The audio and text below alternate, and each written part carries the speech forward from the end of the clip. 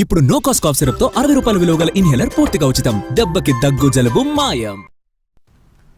ఒకవైపు సంక్షేమ కార్యక్రమాలు అమలు చేస్తూనే మరోవైపు ప్రతి ఒక్క వర్గానికి బడ్జెట్ ఇచ్చామన్నారు సీఎం చంద్రబాబు. P4 కార్యక్రమం ద్వారా 10 లక్షల బంగారు కుటుంబాలను 1,00,000 మంది మార్గదర్శులు దత్తత తీసుకున్నట్టు చెప్పారు ఆయన. 33% ఉన్న బీసీల రిజర్వేషన్లు తగ్గించారని, మళ్లీ పెంచేందుకు వన్ మ్యాన్ కమిషన్ వేశామని అన్నారు సీఎం చంద్రబాబు.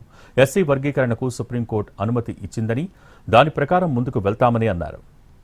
పక్క సంక్షేమ కార్యక్రమాలు పెట్టడం, ఇంకొక పక్క ఎక్కడికక్కడ ప్రతి ఒక్క వర్గానికి కూడా బడ్జెట్ ఇచ్చాం.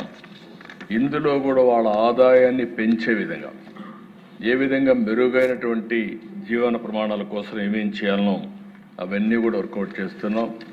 నేను వెచ్చించే టైంలో ఎక్కువ శాతం సంక్షేమ కార్యక్రమాల కోసం వేకర్ సెక్షన్స్ మీదనే ఎక్కువ ఫోకస్ చేస్తున్నాను. అభివృద్ధి కార్యక్రమాలు చేసి ఆదాయాన్ని పెంచుతాం, ఎవ్వరికి ఇబ్బంది లేనటువంటి సుపరిపాలన ఇస్తామని చెప్పి ఆ రోజు చెప్పాం.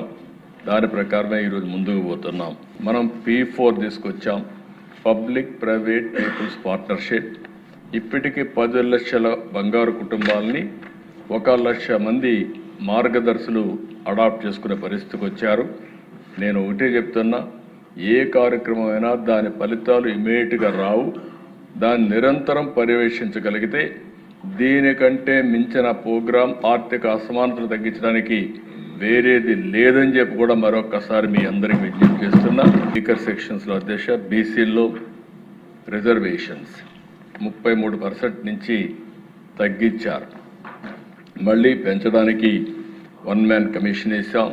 స్థానిక సమస్యలు ఎన్నికలు వస్తాయి, వచ్చే మునిపే రిజర్వేషన్లు పెంచడానికి ఈ ప్రభుత్వం, ఎన్డీఏ ప్రభుత్వం అన్ని విధాల ప్రయత్నం చేస్తున్నా. వన్ మ్యాన్ కమిషన్ రిపోర్ట్ వచ్చిన వెంటనే దాన్ని చట్టం చేసి ముందుకు పోతామని చెప్పి కూడా నేను మీకు తెలియజేస్తున్నా. మొట్టమొదటిసారి అధ్యక్ష, ఎప్పుడో 96-97లో నేను ఎస్సీ కేటగరైజేషన్ ప్రవేశపెట్టాను.